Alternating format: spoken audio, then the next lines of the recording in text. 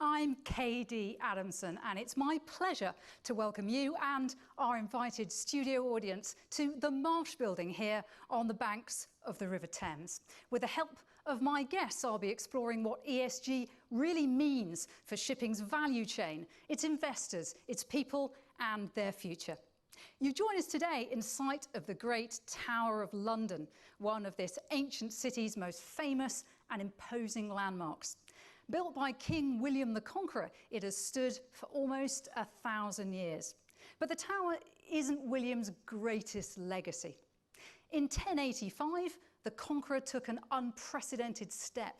He decreed that the agents of his realm would be sent out to survey every single shire in England, to create a definitive list of his holdings and to calculate the dues and taxes owed to him. It took more than 2 years. And the result was the Doomsday Book, the most comprehensive and complex data set of any pre-industrial society. William recognised the power of information to help him in his objective to rule and tax the population. So in many respects, he was the father of data. Maybe William the Calculator would be a better way to remember him. Today, we consider data a modern construct associated with technology and digitalisation, but it's actually very ancient. The word data comes from the Latin datum, which translates as that which is given, an unarguable fact, the truth. And that's exactly how the Doomsday Book was regarded. The data it contained became the truth, but not because it was always correct. It became the truth because it was the data which the king had decided was relevant. The financial information he had prioritised, and as a result, it shaped everyone's worldview. In the centuries since, we've continued to choose and prioritise what data we consider relevant based on our prevailing worldview. And GDP is a great example of that. GDP is just a post-World War II international convention which agreed how we would define and measure the economy. So GDP includes what governments and businesses do, but that leaves massive gaps in the data. Estimates suggest that unpaid care work could account for up to 50% of GDP in high-income countries and up to 80% in low-income ones. This is important because what we value is intrinsically linked with what we measure. Our value systems both shape and are shaped by the data we choose to prioritise and to collect. And until now, that financial data has been dominant, linked to economic, environmental and societal assumptions and priorities which are centuries old. But those priorities are changing. New non-financial metrics from the Human Development Index to ecological footprint, the SDGs and resource circularity are giving us a completely different view of the world. It means we're all developing countries now, and we're all developing companies now too, because the impact for business is likely to be profound. For many organisations, the term ESG brings to mind environmental issues like climate change, decarbonisation and resource scarcity, and these form an important element of ESG, but it's not the whole story. Social issues like a company's labour practices, talent management and data security, and governance matters like board diversity, executive pay and business ethics are becoming equally critical metrics. Milton Friedman's famous assertion that the only social purpose of a business is to create profit is beginning to crumble. Even the mighty BlackRock is demanding that companies not only deliver financial performance, but also show they make a positive contribution to society. But perhaps most significantly, ESG is increasingly seen by investors and shareholders as a window into the future. These investors are focused on understanding a company's long-term value creation plan, and they are beginning to demand credible, standardised information to support long-term risk assessments. And that's why ESG is raising profound questions for shipping, questions which digitalisation and decarbonisation alone won't answer. Shipping's leaders are already grappling with lack of regulatory certainty, misaligned incentives, the risks of stranded assets, and the absence of clear decarbonisation technology solutions. But in essence, it boils down to a deceptively simple question. How will I create value in the future? ESG is going to materially change that equation. Organisations are struggling to grasp the risks and the opportunities of ESG. But the reality is that when it comes to ESG, a do-nothing approach isn't a straight line. It's a downward curve, which means there is no time to waste. So let's not waste any more and meet my guests for today.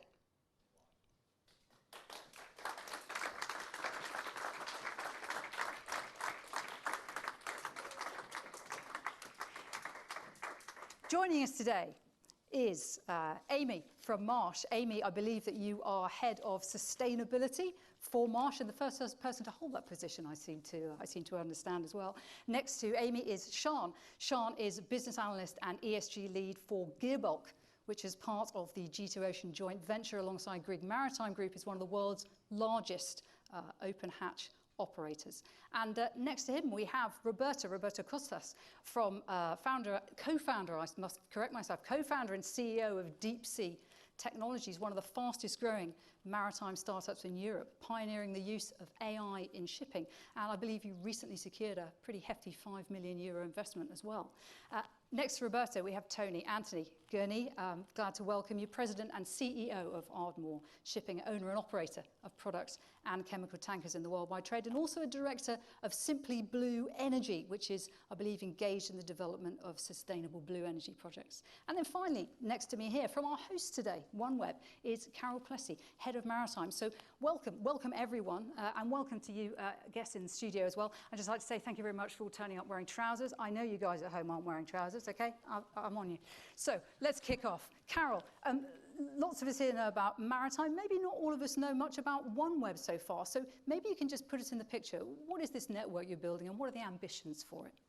Sure, Kate. Let me give you a brief picture of OneWeb. So we are effectively a new breed of communication provider, and we are powered by satellites.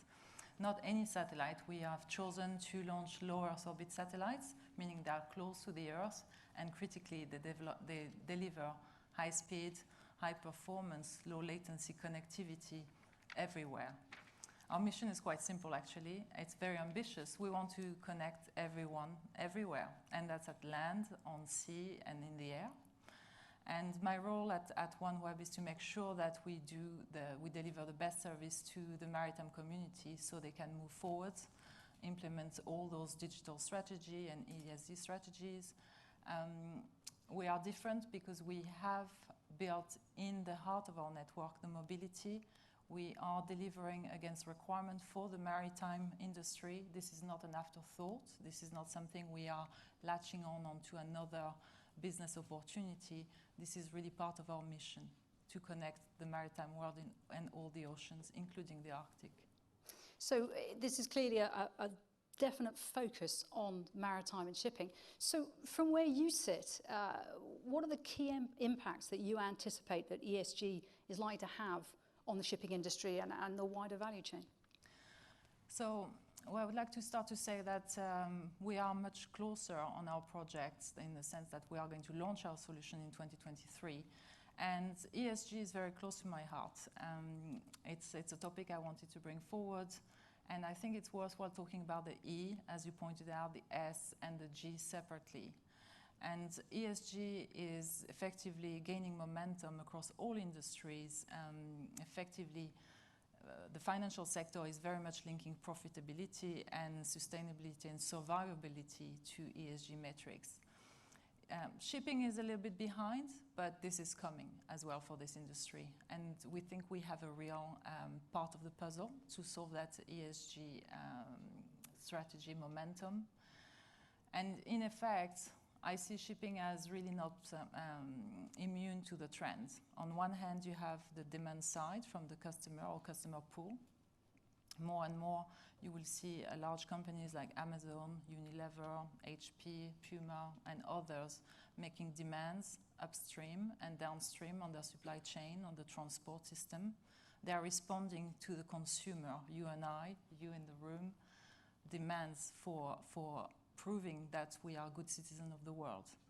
On the other side, you have a regulatory push I would say, very much led by the EU, but also at regional level, but global level as well, squeezing the shipping industry like a pincer effect. And finally, as you pointed out in your introduction, ESG metrics and reporting is very much linked to access to financing. And it will very much impact your ability to raise finance, to convince investors to invest in your business and to transform. So effectively, I fully agree with you, there is no standing still. It's either you embrace the ESG strategy and you embrace it early to reap the opportunities, or you probably be squeezed out of the system altogether in a few years from now. Yeah, you mentioned finance, and I guess insurability is also an element of this. So, and Amy, from what Carol's saying, we're talking here about more than environmental regulations. I described ESG as a window into the future, supporting long-term risk assessments. You're the expert when it comes to risk. Is that what you're seeing, or am I overestimating this? So we're not seeing challenges to insurability at the moment, but much as we talked about banks being concerned about having stranded assets, insurers are also looking very hard at the portfolios they insure. So insurers' contribution to climate and sustainability is a really strong focus on net zero underwriting. So net zero underwriting, they need to look at the emissions within their portfolios. And just to make sure, to level set for everyone in the room, when we think about emissions, we think about scope 1, 2 and 3. So scope 1, the emissions that you produce yourself, 2 being the power that you rely on, and scope 3 being the emissions that are produced up or downstream. And insurers are really struggling with how do they know what to count? Do they count their clients' scope 1, 2 and 3, or do they just count scope 1 and 2. So let me just give a real life example of that. If we think about the energy industry for a moment rather than the maritime industry. In the energy industry, the actual carbon released as a result of taking hydrocarbons out of the ground, fossil fuels out of the ground, is relatively low. It's about 10 to 15% of an energy company's carbon footprint. About 85% comes when that fuel is burnt. So that's scope 3. So much the same for the maritime industry. What should insurers be thinking about? Should they be thinking about scope 1, the fuels used for transporting the cargo, or should they also be thinking about the scope 3, the cargo that's being transported and how that's ultimately used? So a huge amount of complexity. I'm just going to think about the scope 1 for a second, the fuels that they burn. So let's assume that the insurers are just capturing the data about the scope 1, the fuels burnt by the maritime industry. If the insurance industry has to get to net zero underwriting, they need their portfolio emissions, the emissions of their clients, to be net zero, which means their available capacity to support carbon-intensive industries is really limited. Now, the maritime industry, through the Poseidon Principle, so if I use that as a proxy, has the ambition of reducing greenhouse gas emissions from the industry by 50% by 2050. So that means there's still going to be a lot of carbon emissions from that industry against an insurance community that's trying to get to net zero. So there's an inherent tension. So no constraints currently, but much as the banks are thinking about stranded assets, I think ship owners need to be aware that net zero underwriting is moving at a different pace to having 50% GHG reduction by 2050 set by, I've just said who it's set by, it's gone from me completely. Thank you so much, Poseidon Principles. I was just going to say, actually, for anyone who's not fully aware, can you just give us a background to what the Poseidon Principles are and what they mean right now? Yeah, so the Poseidon Principles are, the banking industry was very concerned about stranded assets and trying to make sure that they were providing mortgages for ships that were anticipating fuel flexibility, were fuel ready for alternative fuel types to make sure that greenhouse gases were being managed. So that's the banking standards, and the insurance industry is now trying to come together to create its own set of Poseidon Principles for the insurance industries, thinking about how they deploy capital for risk management. Yeah, I mean, there is a tendency to think if you don't have to report something yet, then maybe it's not worth worrying about. But I think what we're understanding here is there is a lot of stuff going on under the surface, if you like, that is, potentially going to suddenly pop up. And I think when it comes to reporting as well, and standardized reporting, if you look at sort of ESG-oriented investing, I think that's gone up by about 68%. It's like $30 trillion or something now into sustainable investing. So this is really current. It's very current, but there's complexity in terms of what data to capture. So everybody knows that we need to have more standardization in the way that data is captured and shared. We haven't got resolution for the maritime industry about whether we should be capturing the same kind of carbon intensity data that we are in some industries, or should we be using a proxy, the average emissions rate that the IMO is coalescing around and is expecting to be part of vessel class classifications by, I think it's 2023. And so we're saying data is really important. Sitting here now, I can't tell you exactly what data is important, but being data ready is critical, because I think everything's moving at a faster pace than many of us had anticipated.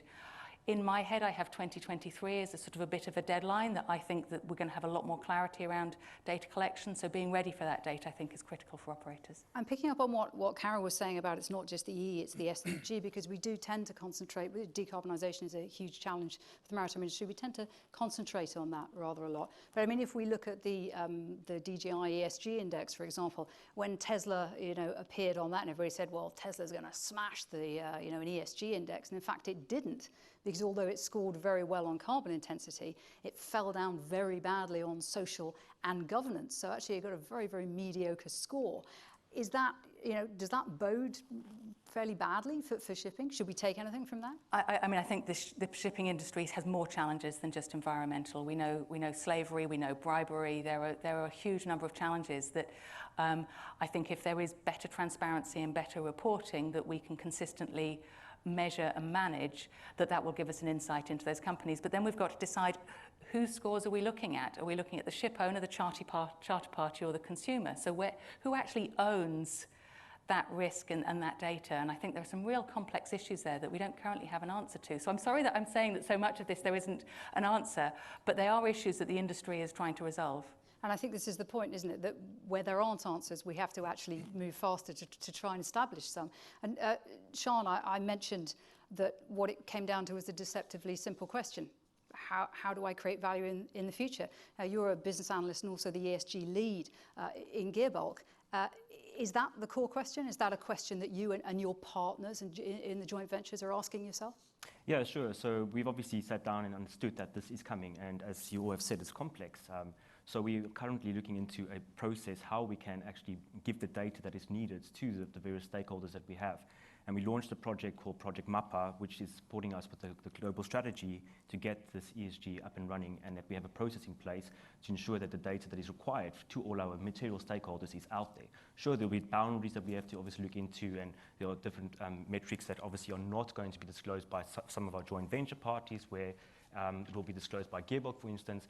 But this is all complex, and this is just a road where we have to all go together and try and figure out what is it that transparency means. So what does it really mean to our stakeholder when we are saying we are transparent?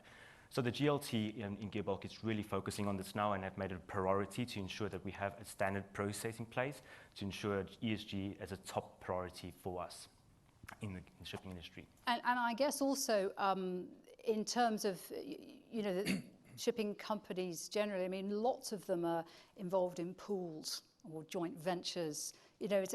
Everyone always likes to talk about data in shipping and say nobody likes to share anything or collaborate. In actual fact, it's collaboration all over the place, isn't it? Yeah. And as Amy was saying, when it comes to what do you count? What scope does this fall into? Where are the boundaries? Presumably, this must take a significant degree of collaboration for you to work with various JV partners to try and start establishing this.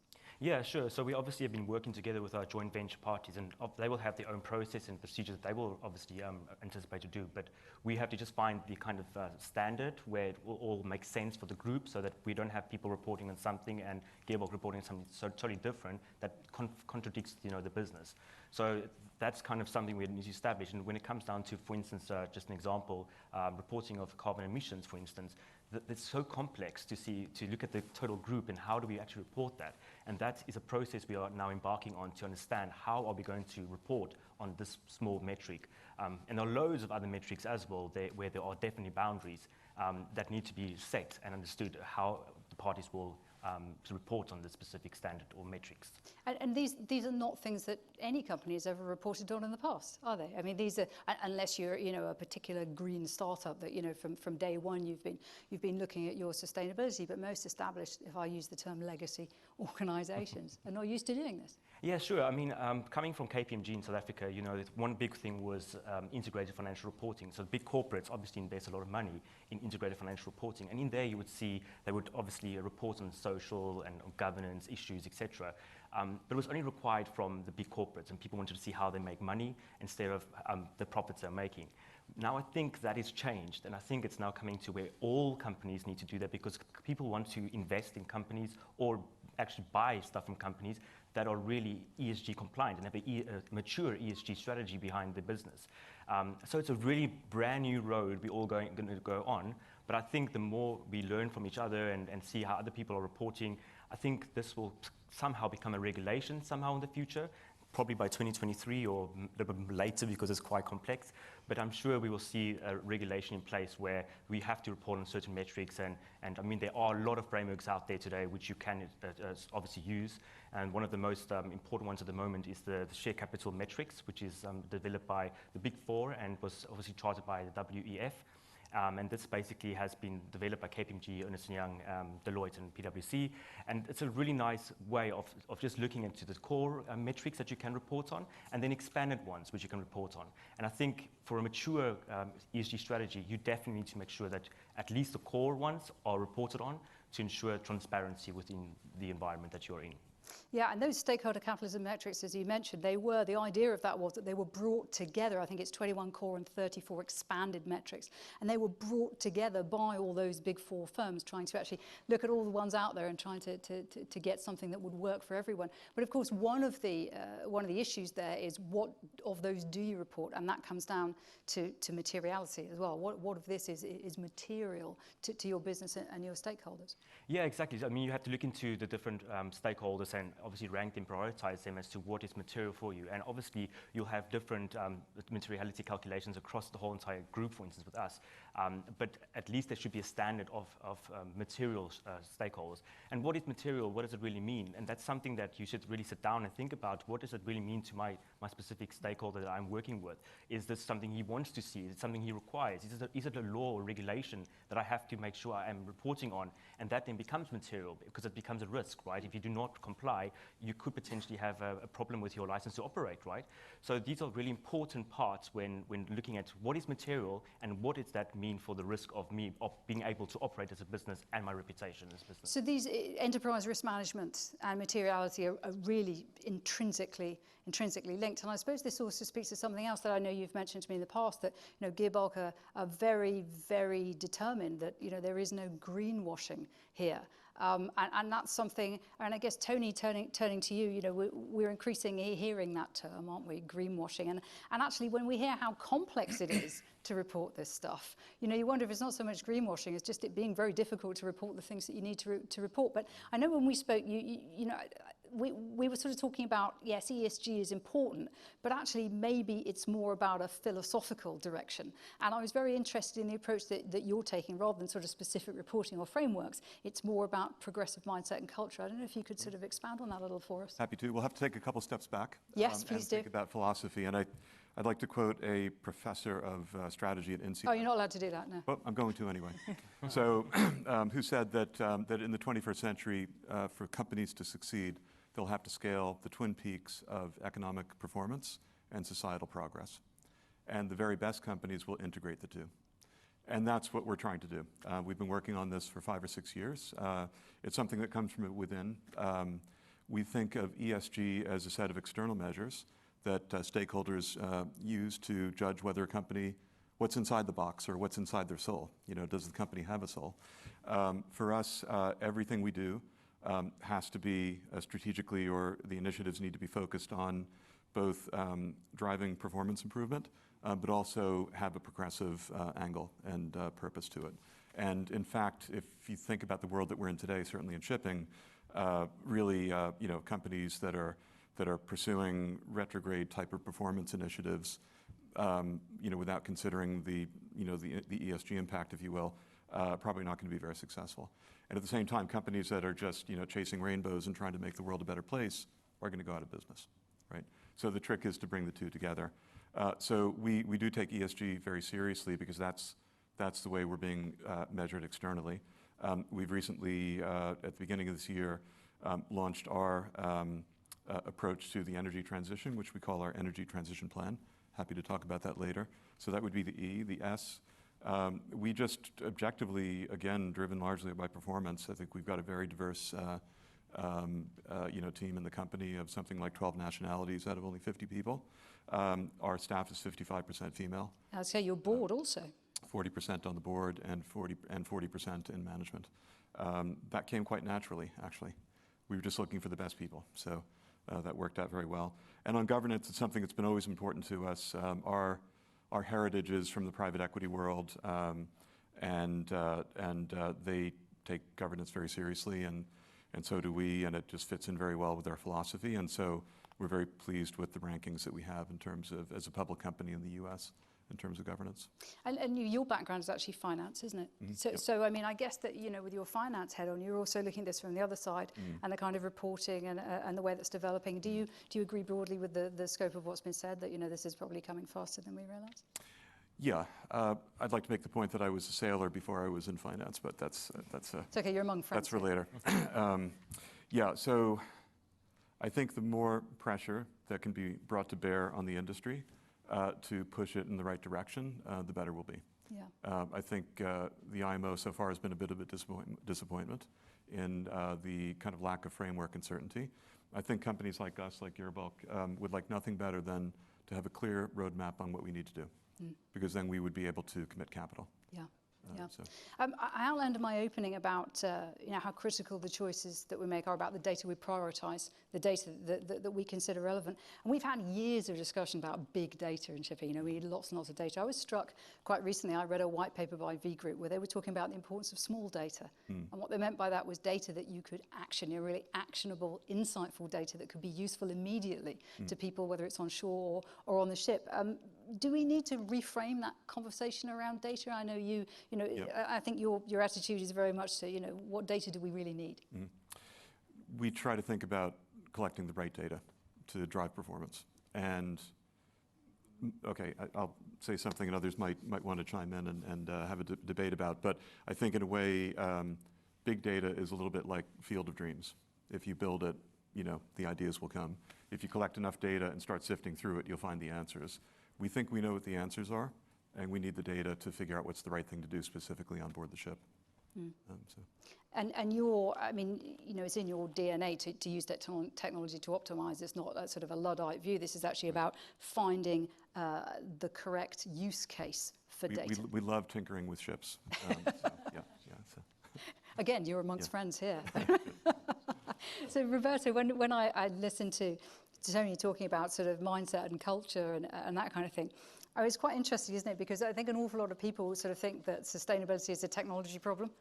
That's where it comes from. And yet, when it comes to ESG, in the same way as digital transformation very often failed because people thought digital could just come in and change things, and they discovered it was a cultural issue. Is it the same with ESG? Do we need to approach technology and data as tools for change rather than the change in itself? Yes, and that's an excellent opener. Thank you very much. So essentially for ESG, especially in shipping, we primarily focus on the environmental aspect. I mean, we haven't even begun the conversation about the social aspect. And I really agree with the whole philosophy change that's taking place at the time, because especially for the new generation that's now starting and working in shipping companies all over the world, they don't just care about the day-to-day job that they do, but what does that mean in their sort of hierarchy of values. So for instance, I believe in globalization, and I think that's good for humanity, and therefore working in a shipping company that helps that goal is very important. So everything that you do in your day-to-day life is kind of contextualized with who you are as a person. That's to do with the soul of the business, I think, as well, that it needs to stand for something, not only, just to be a shipping company. And now with regards to ESG, I think that particularly with the IMO, I agree that the KPIs that we're using might not be exactly the best, but even just having a sort of rating and then using technology to be able to just, first of all, on the first level, measure the information. Is a vessel an A, a B, or a C? Is a place to start. Because a KPI, even though even if it's not the best KPI that you'll ever have, if it's universally applied across every fleet, all different vessels, it does show as a, let's say, first benchmark, which vessels are better than others, and overall, like which fleet is better than another fleet. So I think it's important to use technology in that sense to create transparency and create the KPIs that are then going to drive change. And also, because we talked a bit about big data, I agree very much that you need to know what you're measuring. Big data is not just collecting information and hoping that you will be able to use it in the future, because the problem that arises then is that if you just collect information and then start, after you collect, let's say, 1 billion data points, start using them, you have a let's say, kind of contaminated pool of data where you have some good data, some bad data, and you can't tell which is which can be very, very challenging.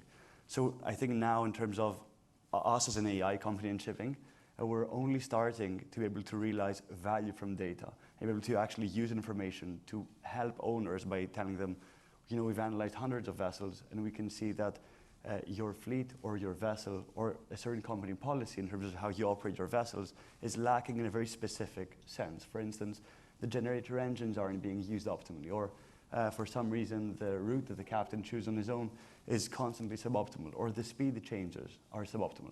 There can be different things, and big data coupled with good tech can really help you identify what the main inefficiencies are in an organization, and hopefully throughout an entire industry.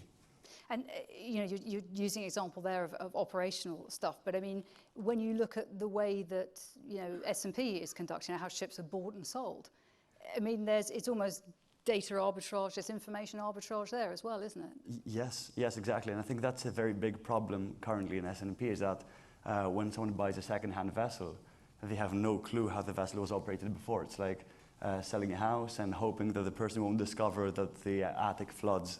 So if we have information, I really believe that in the future, the data will create more transparency and more meritocracy, in the sense that if I'm an amazing owner, even if I have only 3 vessels, I should get a premium on the sale of the vessel if I have been operating it properly, if I care about the crew and the social aspect of the ESG, and they do an amazing job in maintaining the vessel at a good standard. So a 10-year vessel maintained by a good crew, built at a certain yard, should have a very different price than the company that, you know, really doesn't care, and they constantly have problems with the main engine because they don't change the spare parts regularly.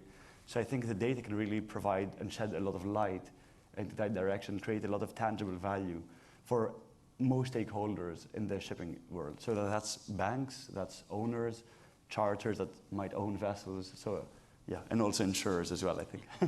And you mentioned transparency. I'm known for talking about this era of radical transparency that we're moving into. And I think the result of radical transparency is contagious accountability. You know, once everybody is transparent about what's going on, then, you know, you have this obvious pressure to behave better. And we've often talked about, you know, there being a race to the bottom in shipping. And this really turns it on its head. It creates a race to the top, doesn't it? Because when you think about it, really good operators, and like you discussed, at the moment, this just increases their cost of operation. They're effectively penalised for doing the right thing. So, I mean, do you think that we could be seeing, you know, sort of regulatory ecosystems develop, you know, in this way, so collaborative regulatory ecosystems instead of this top-down regulation that we're used to? Yes, and first of all, I love the term contagious accountability. I can't claim ownership of it, actually, I should. because that's essentially what happens. So when you create transparency between, let's say, the vessel and the main offices that currently are kind of 2 isolated systems, so the crew on their own are on the vessel doing their work, and the headquarters are doing their own thing, and they just share once a day an email about how the vessel has been operated, that creates a lot of a gap of information between the 2 groups, and it also creates, due to the lack of information, a lot of problems that might arise that are not communicated necessarily to the headquarters. So what's very interesting is that many people are afraid of transparency and don't really like it, but essentially when transparency occurs and you have, let's say, the ship connected to the headquarters, what we have seen as a company consistently across many different owners is that then the perspective of how to deal with a problem completely is revolutionized into, oh, there's a problem as a crew member, I need to solve it on my own. No, rather, as the headquarters already know about it because they have the information, why don't we work together to solve this as soon as possible, rather than keep it a secret and try to fix a problem, which is how really big problems arise by consecutive like domino effect of smaller issues. Yeah. And I do believe that it's very hard to, at the moment, have, let's say, regulation around this, because we're still in the very primitive steps of even the environmental, which is more pressing or equally pressing. So yeah, I think that in the future, this is something that definitely people and companies will focus more on with tangible metrics.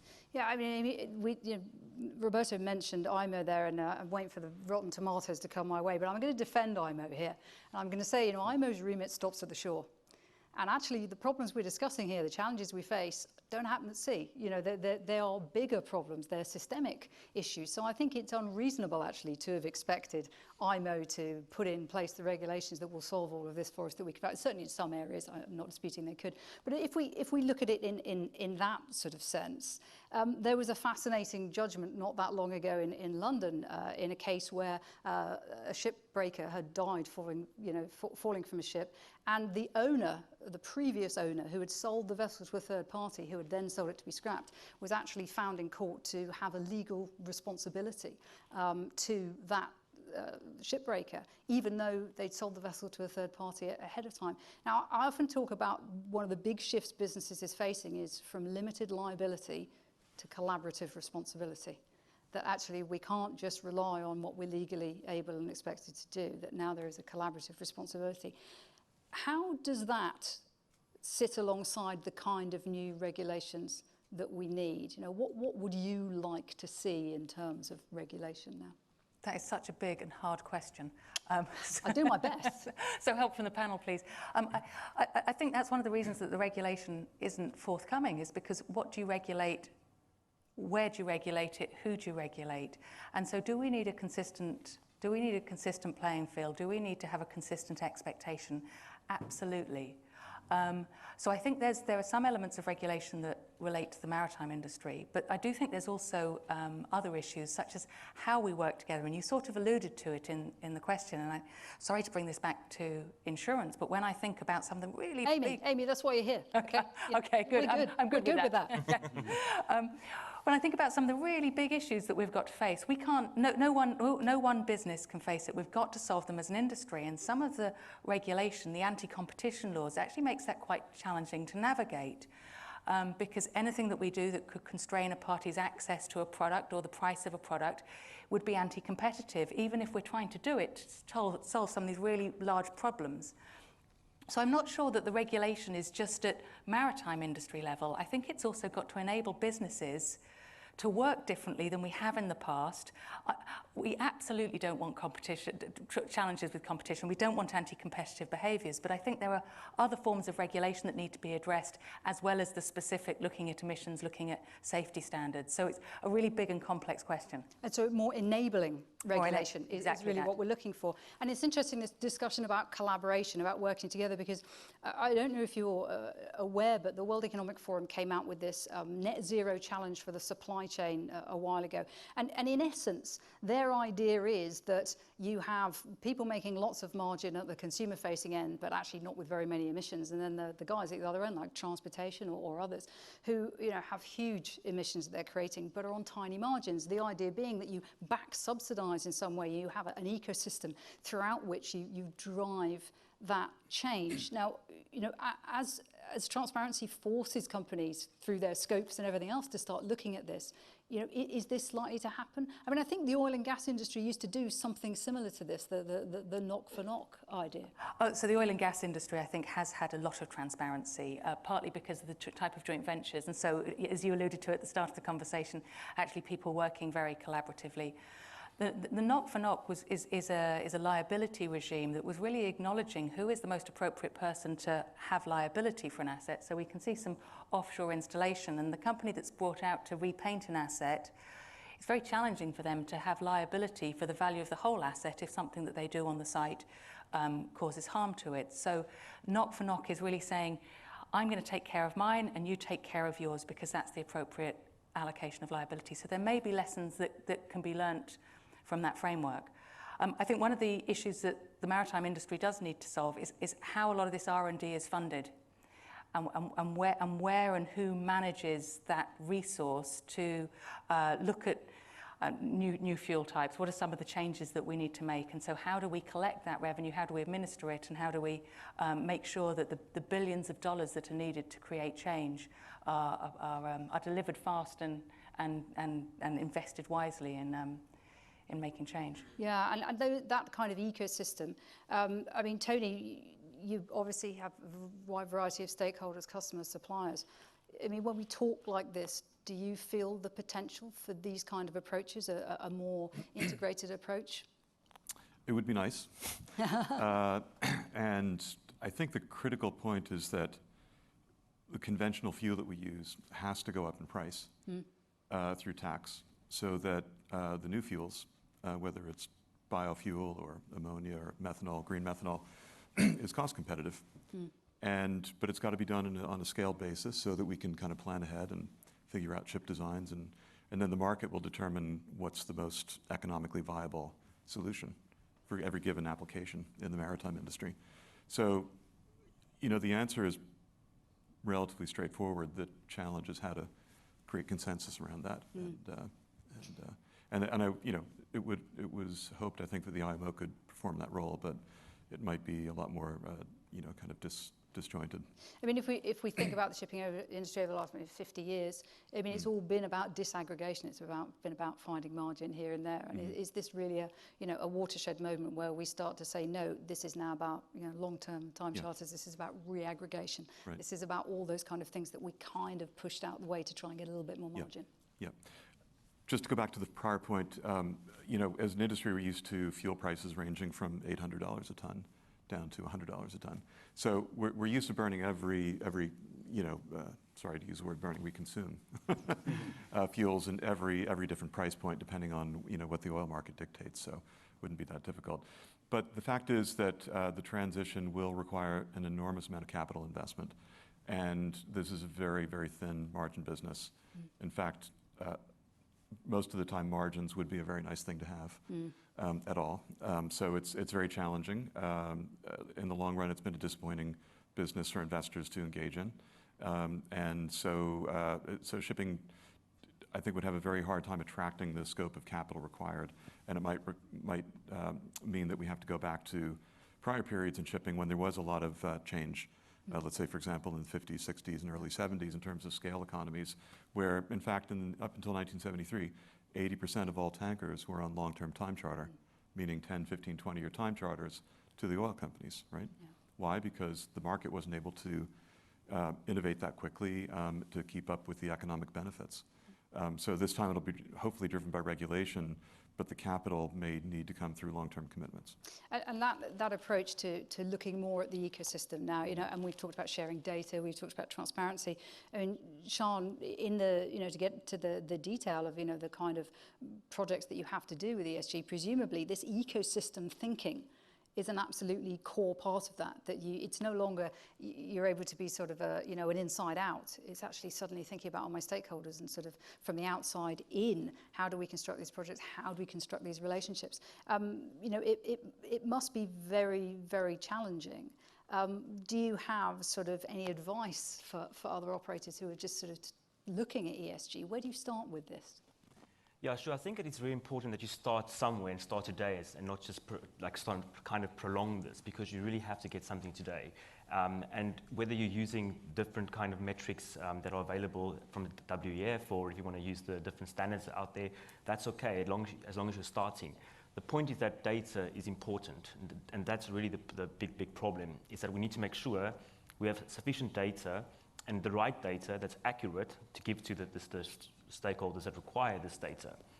The data also, it is kind of something that moves quite often and quite quickly, right? So it's very diverse, and it's dynamic because it always is moving. And you need to always make sure that you are actually evaluating this. Is it still relevant today than what it was yesterday? Because this is something that's really important for our stakeholders. So I think I would say start somewhere and don't just put it off. I mean, it is difficult, it is complex. There are a lot of examples out there that you can use as a company. But again, it's something that we all have to go on this journey together to figure it out. Whether there'll be regulation, as I said before, we don't know. But I think we will get to a point where there will be something called ESG scorecards. So basically where companies will have to say, okay, I'm at ESG 1 or 2 level, and this will give you the opportunity to then be able to do business with the ESG company, which is also something that you can put on your integrated financial reporting to say that you only do business with ESG matured companies. Are we there yet? No, we still have a long way to go. But again, I think data is so important for this because that's going to form part of ESG, right? That's what it is. If you don't have the data, what you're going to report on? Nothing, right? But again, it's something you have to really analyze, evaluate on a continuous basis because something that's material today is not necessarily material yesterday, and it just changes all the time. It's so dynamic. Yeah, I mean, Carol, you were talking about, OneWeb's mission to actually connect, to give people access to this kind of data. I thought I'd throw you in a nice stat here. It's stat time, ladies and gentlemen. Okay. Like the jingle? No jingle. Okay, right. Well, it's stat time anyway. So there was a survey done by Futurist and Vodafone a while ago, and it found that approximately 90% of the data generated on board a vessel, which is an average of 57 gigabytes a month, 90% of it never comes ashore, never even gets looked at. So when you think about that, the argument for that usually is actually, well, it's costly, it's too expensive. And fair enough, what you do is rocket science. It's literally rocket science, right? It is. But actually, they were also asked where the vessels spend their time. And the vessels spend 60% of their time either alongside or in coastal waters, which means they could access lower cost, LTE, cellular, whatever.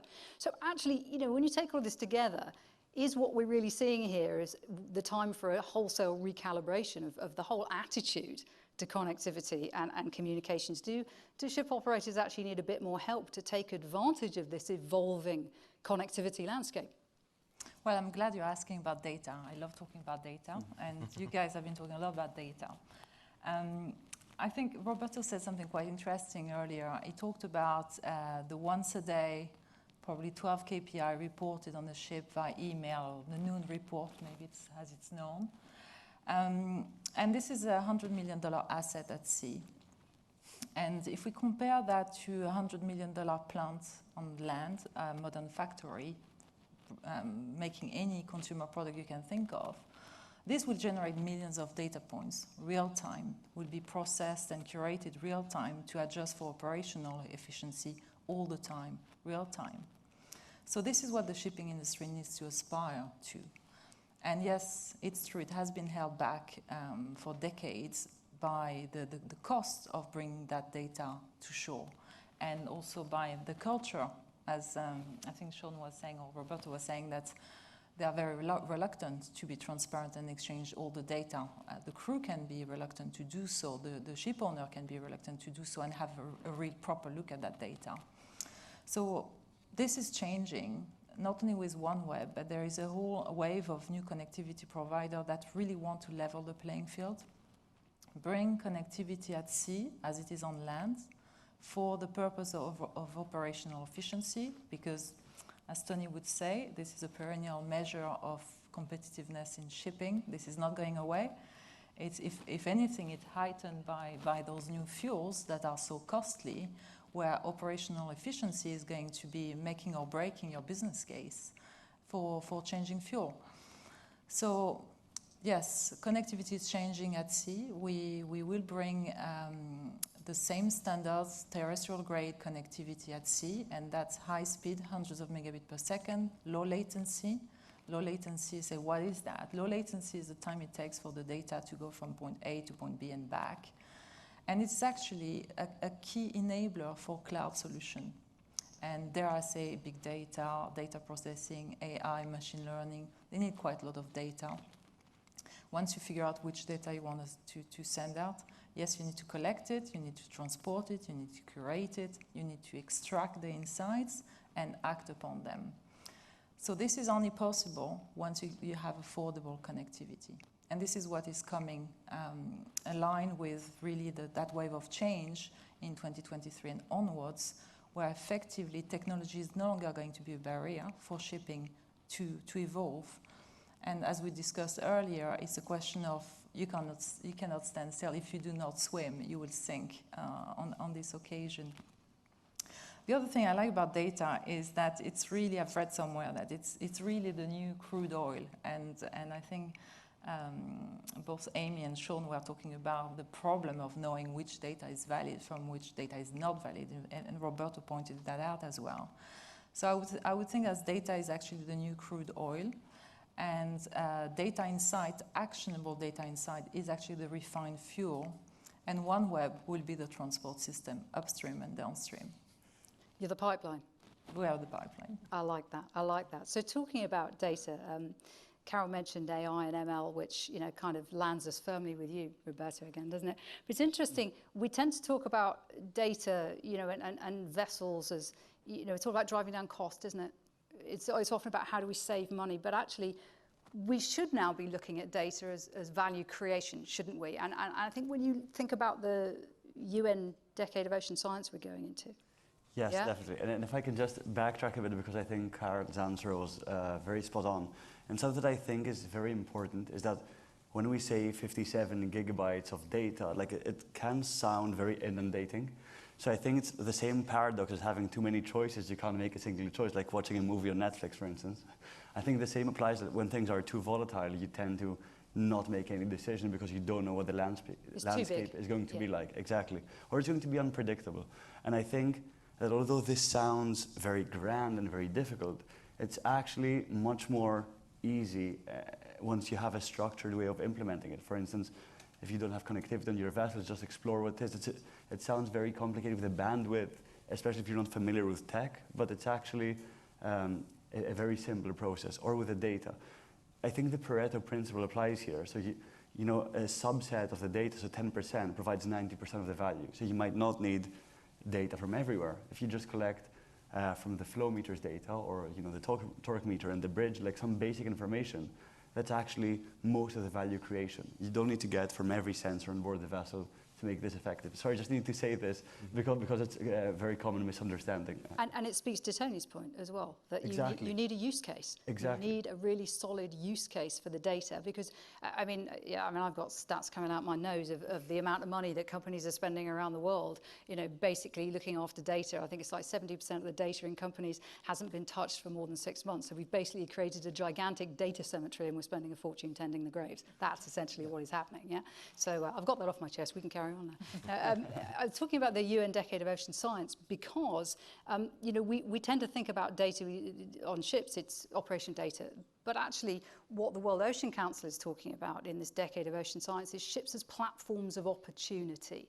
The idea being that, you could use ships to be collecting all sorts of other data, data about, climate, water column, all sorts of different things. And it's kind of occurred to me that maybe this could be an interesting opportunity to use data to actually offset. I mean, if we have vessels that are going to be more carbon intensive than we want them for, the next 10 years, could we be looking at data as, creating value, societal value maybe? That's a very, very interesting point, and I think a very complicated answer. I think definitely yes. So the data that the vessels could collect could work on two levels. So the first one is the straightforward one, which is to collect data about how the vessel operates, and then you extrapolate that knowledge to help other vessels become more efficient. So that has a lot of value in itself as well. And I think on the level of using vessels as platforms of gathering information, platforms of opportunity, I love that term as well. Again, I can't claim ownership. Yes. I think that was Paul at the World Ocean Council, so, but don't tell anyone. Okay, I won't. So I think that there is a very big opportunity to collect information. For instance, we don't know what the wave amplitude, that's a very big problem in shipping. We don't know the wave amplitude in different parts of the ocean. That's a major factor that affects fuel consumption.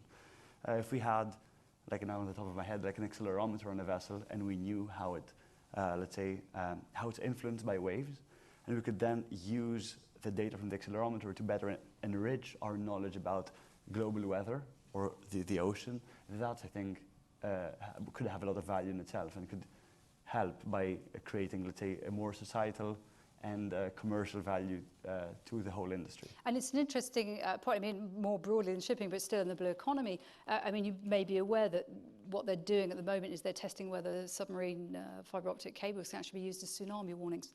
So you actually put sensors on it because you can get all sorts of data from those cables that give you advanced warnings. So, maybe we should, I mean, I do a lot of the blue economy. Obviously, Tony, you're involved in, sustainable energy and that kind of thing. Do we need to be thinking more widely about this? Yes. The question is, how do you incentivize companies to do that? And I think if they philosophically feel more strongly about being progressive and contributing, I think that would certainly make a difference. But yeah, there's a lot of data that we could be collecting. From existing infrastructure? Yeah, on board the ships. Yeah. So. I mean, this really kind of gets us... We do have accelerometers, but nobody's asked us for the data. And isn't that a perfect example? Yeah. Yes. Yeah, and I think this is what the World Ocean Council is kind of trying to do with its, it's called the Smart Ocean, Smart Industries Program, the idea being that they will broker, if you like, you have a vessel, you have scientists who want equipment, you need readouts and sort of bringing that together. But it does strike me that, as I say, this is getting much more into the S of the ESG, and there's a big group of people that we haven't kind of talked about yet, which is the seafarers, our seafarers out there. I mean, you don't need to be anything to do with the maritime industry to know, the pandemic has really exposed, some terrible stuff for them. And it occurred to me the other day that actually it's brought all of us closer to the experience of a seafarer than we'll ever have again. We've been isolated from our friends and family. We've been in a constant state of hypervigilance. We've struggling with mental health very often, subject to arbitrary rules that we have no control over. And importantly as well, finding out that while digital connectivity and contact is important, it's just not the same as being there in person, which I think is something maybe we forget. So, I mean, I'm hoping that is going to, serve as a bit of a catalyst for change. But I thought as we began to talk more about people, I would share with you a report from Edelman, actually, that was published this month. It's called The Belief-Driven Drivel. Yeah, that may be a Freudian slip. No, the belief-driven employee is what this report is called. And they actually surveyed a lot of people around the world, lots of working people around the world. And these are some of the results. A majority of the employees now choose jobs not just on salaries and benefits, but also social impact and their personal belief. 76% say that they had a higher expectation of their employer than they did 3 years ago. 76% again said they felt more empowered now to take action within their organization, including leaking and whistleblowing. Many employers now say that their workers, not their customers or their clients, are their most important stakeholders. What does all this mean for the traditional business of shipping? And Tony, I was going to ask you this, because I spoke to Kenneth, the president, CEO of TK, and he talks about TK being a people company that runs ships. Is that what every shipping company is going to have to be in the future? Yeah, and I think they really are, and they probably know it. And they have different traditions and cultures that they come from. But the fact is that you can't improve performance without the crew on board driving it, because they're on the spot. I think ashore, we're seeing generational changes. My generation has a different view of work than millennials, and that's great. So I think that in order to attract the best people and to get the most out of them, you have to have a different approach, and we're very happy with that. Yeah. Because I mean, you focus very much on seafarer programs, respect, and sort of really involving them in the business. I think it's right from the start, and this goes back to when we formed the company 11 years ago. Our main objective was to empower the seafarers to be professionals and not just operators.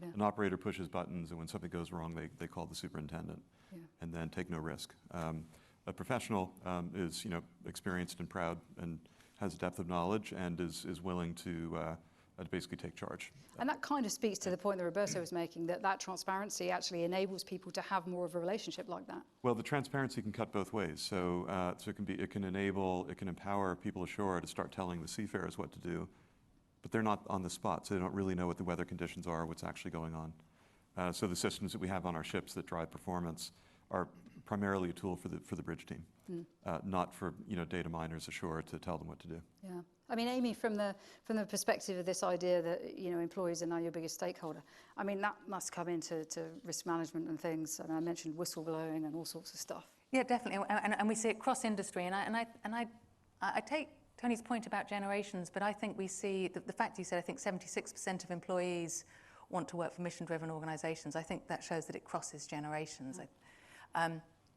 The maritime industry, I do wonder about that. Are we having a very Eurocentric view? Because do seafarers in all geographies have the same level of empowerment that, Tony, you're talking about, do we think that the seafarers in some geographies have that same ability to really influence the company and influence outcomes? So I would question that.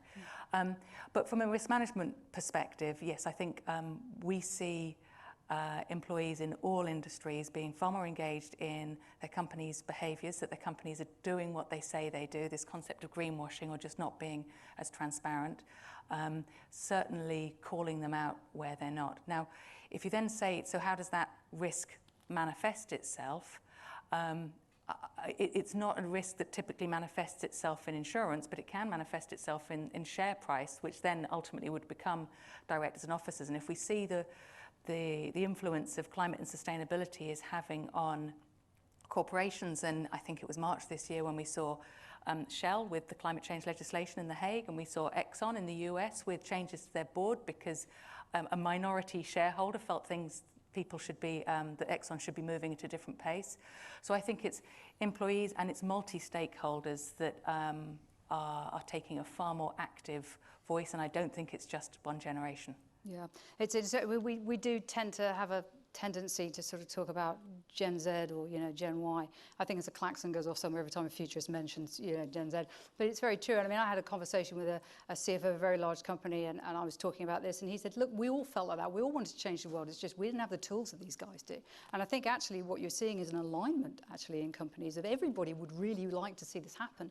And it's almost like they're capturing the wave of being able to do this now. It's an inbuilt desire that's actually been repressed almost, if you like. I mean, another part of this I think is interesting is we often talk about family businesses. Shipping is a lot of family businesses, and you often hear that that's a bad thing because they can be too conservative or this and the other. But actually, I've always taken a slightly different view of that, because what you tend to find with family businesses is they think in generational terms.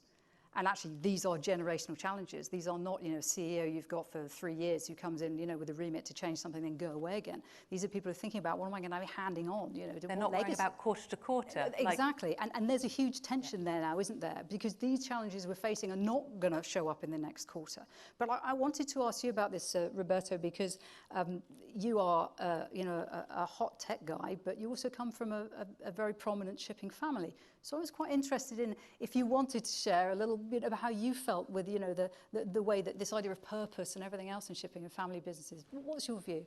I think it's definitely, because I also myself embrace this idea. It's different, for instance, if you're a builder, it's different like building a house or building the Sistine Chapel. Like it's, as a perception, it might be the same actual work, but how you perceive it and the value that you get and the satisfaction is very different. So I agree that this is the correct way forward. And I'm a big believer in environmental and climate change and that we need to take action. I actually wanted to study environmental engineering when I was in high school. The only reason I did mechanical was because I thought I'd do something broader. But I think that all of these are very, very important. And for the shipping company of the future, as I think everyone on this panel agrees on, we need to actually encapsulate a different mindset into doing business and into not looking at the next quarter, but rather 5, 10, 20 years ahead. And I don't think that should be only something that people who have a family businesses should do, but it's actually, I think, a more responsible mindset of doing business in general. Even if you're a CEO for 3 years, you should be looking at the long-term health of the business rather than the short-term goals and achievements, but will hinder progress down the line. Yeah, and I mean, Sean as well, just thinking, of course, Gearbulk and G2 Ocean, Grieg Maritime Group, those are very well-known family businesses as well. So I guess, there's a little bit of a theme here, and yet that's very much ESG is being embraced and driven by the leadership of all those companies. So it's quite an interesting thread that, we've picked up here. Carol, I'm fond of saying that the future of profit is purpose. And that can sound a bit cheesy, until you sit on a panel like this and you hear, this coming from, the world's largest insurer and some big ship operators and, this tech guy here too, But seriously though, it seems to me that companies are being given an unprecedented opportunity here to monetize not just their assets, but their values. And that, could that be a genuine, sustainable competitive advantage? Because technology is great, but actually technology is going to be table stakes, isn't it? You're going to have this technology. But the thing that's going to really make a difference is the way maybe you approach your business. So OneWeb talks about connectivity with a purpose, which I really liked. When you strip away all the incredible technology and the rocket science and the launches and all that, can we distill the answer to the question we set ourselves? How do we accelerate ESG strategies in shipping, or indeed anywhere, into actually recalibration of corporate value, a cultural shift towards meaningful purpose and ecosystem thinking? Well, yes, connectivity with a purpose is very much one of our mantra. And when you strip away all of the technology, the satellite and the complex rocket launching, we have this strong purpose at heart. This is the core of our business. We are very much engaged in connecting remote schools in Alaska, Canada, remote research station. And I absolutely love the idea of vessels as a platform of opportunities. Damn it, I wish I'd made that. Go on. So for me, connectivity is this foundation layer that's onto which you can build your digital strategy and onto which you build your ESG strategy. Connectivity is so relevant to the seafarers. You talked about the seafarers. I was reading the Seafarer Happiness Index, saying that 1.9 million seafarers in 2021, and their happiness towards feeling isolated is really going down. It's one of the most isolating carrier on the planet. And I think connectivity can change that in both ways. First of all, they are demanding, not expecting or hoping for. They're actually demanding now to be connected at sea as on land, to have the same abundant, cost-effective, at cost or free online access as they would have at home. And I would say they have a point, because connectivity is increasingly seen as a human right. And I think it's just a matter of years before regulation comes across to say you will be mandated to provide it to your staff, specifically seafarers, very much free or at cost, at the very least. And cost really benchmarked on the terrestrial standards. So that's one thing connectivity can do for the S, if you want. The other part of it is connectivity enables the automated ship, highly automated vessels. And who knows, maybe half of the crew will actually now operate the ship from shore and effectively have a much better work-life balance, possibly interest I wouldn't say the millennial now, but the Gen Z, to move into shipping. During the pandemic, there are so many people that cancel their internship and cadetship into shipping, because it didn't seem to be like a nice prospect, with the headline saying that 400,000 seafarers were stranded. So connectivity is really important if you want to take care of honor your social contract with the crew. Connectivity is also a fundamental layer, enabling the regulator to effectively demand from ship owners to demonstrate compliance all the time, everywhere. And that will effectively sift actors between the good citizens of this world and the others. And that's what OneWeb wants to be, a good citizen. We want to be a good citizen. We are very much committed. We want to walk the talk. We want to support the vessel as a platform of opportunities. I just want to see all these vessels gathering health on all the oceans all together, and effectively shipping moving from a polluting industry to very much confirm its place as the most cost-efficient, safe way to transport goods around the world, being a responsible citizen and being good with governance and compliance. So there are no silver bullets, but presumably we need to build these strategies somewhere. together. You need to start somewhere, and having a well-connected ship is definitely a place to start. Good place to start. And that seems to be a good place to stop, actually, and to maybe see if there are any questions from our studio audience. I don't know if anyone would like to ask anything of our fantastic panel here. We have a contender. Yeah, Peter from Tome Group in Singapore. I have two questions, if I may. The first one is the cost of decarbonization. You had quantified it a little bit. With all the levies and so on, it could be for low carbon emission fuels, the additional cost could be around $300 per ton. What would you feel, looking at all the stakeholders that were mentioned, what would be a fair distribution of that load across the value chain? And my second question, if I may, probably also to you, because we manage some of your ships. If I would be now a ship owner, And I would follow this crazy mode now where I see a container ship can get $200,000 a day. And now, of course, all the new building slots are snapped up until 2024. So everybody runs in one direction again. And we are learning that all the circumstances are undefined. So if you're now starting to look at cradle to grave way of looking at things, how can this kind of behavior be justified? As a ship owner, how can I make such decisions? How can I build a new ship with conventional engines anyway at this moment? At this moment, we know that we know nothing, right? Tony, did you want to pick up that question? I'll take a stab at that. Yes, we do have some ships under management with Tomy Ship Management.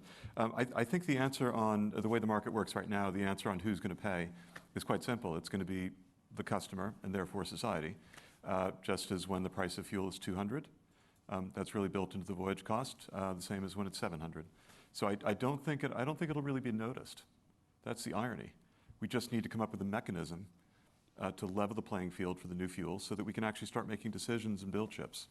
So that's, I guess, the point of view there. I don't know if anybody has a different view. I agree. Sean, did you have from the Gearbulk perspective on the costs that are coming down the line? Yeah, I think I agree with you. I think that is a fair point to make. I mean, if you think about it, when you look at taxes, for instance, I mean, who at the end gets that is the end consumer, right? So obviously prices will increase because the cost increased, obviously, for the ship owner himself. So I do agree with that. Is definitely the point.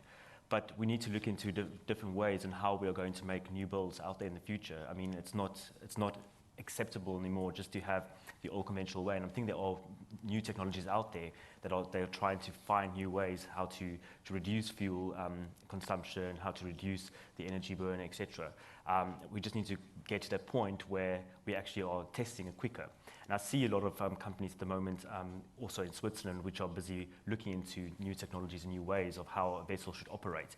And I think this is something that will be pushed harder now because of ESG. So I think a lot of investment will come now to try and reduce that. There's something crazy that the shipping industry contributes to a lot of the CO2 emissions in the world at the moment, and we need to do something now to reduce that significantly. And what is that? The main reason for that? That's something we all have to think about, right? So yeah, Gearbulk at the moment, we're obviously on a decarbonization roadmap. We are looking at how we will do this, etc. There are different strategies we are following as to how we will potentially look into that and how we will try and reduce that. But at the moment, it's something obviously we have to keep for ourselves because it's an opportunity for us. So we wouldn't want to give that information out because that could be a threat. And it's the same for ESG as well. I mean, if you think of ESG, data, like we all say, data is going to become available. The ships should be connected. But it's what do you do with this data? That's the important point. What is you going to do with this data? Because yes, give data to everybody, but does this data not create a threat, a risk of a threat that you're exposing too much of your business, right? So to answer the question again, I mean, yes, I think new builds are going to be, very, very much developed to a better way of shipping in the future. May I add to that? Yes, and then I'll come to you, Roberta. Yeah. I think that the concern around stranded assets, clearly the banks have been worrying about this for some time, but I think that there are many types of assets in society that are built on the assumption of insurability, and some asset classes that could be flawed over the period of their life. Now, I'm not saying that specifically in a maritime context, that's a general industries concept. So when we think about building ships now, if I was a ship owner, I would want to be multi-fuel ready. I would want to be anticipating what does the future look like, because I strongly suspect as a citizen rather than a maritime expert that alternative fuels will be mandated by various stakeholders before the mortgage is up on that vessel. So yes, we have to do something when we don't know anything. Roberto, do you want to just quickly, and I'll see if I can get another question in. Quickly, Go ahead. Just one thing. I agree that the customer at the end of the day will pay for it.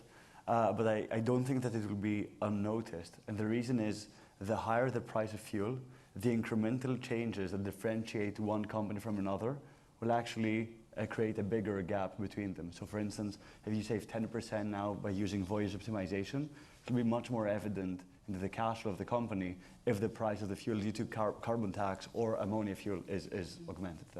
That's my only point. Yeah. Yes, interesting. Is there maybe time for one final question from the audience?